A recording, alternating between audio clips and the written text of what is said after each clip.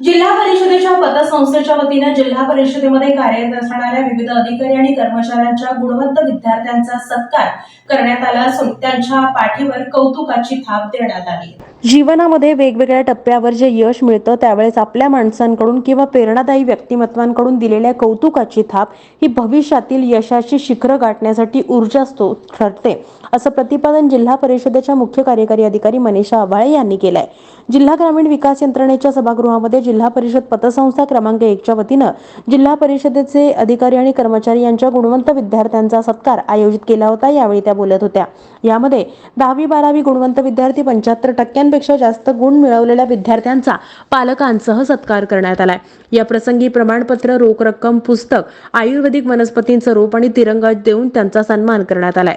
प्रतिकूल परिस्थितीत यश अधिक उजळून दिसतं, त्यामुळे कोणत्याही परिस्थितीत विद्यार्थ्यांनी न डगमगता आपण निवडलेल्या क्षेत्रात यशाचं शिखर गाठावं, आपल्या स्वतःची आणि आई-वडिलांची स्वप्न पूर्ण करून देशसेवा करावी, असं आवाहन या प्रसंगी मुख्य कार्यकारी मनीषा आभाळे यांनी केलं।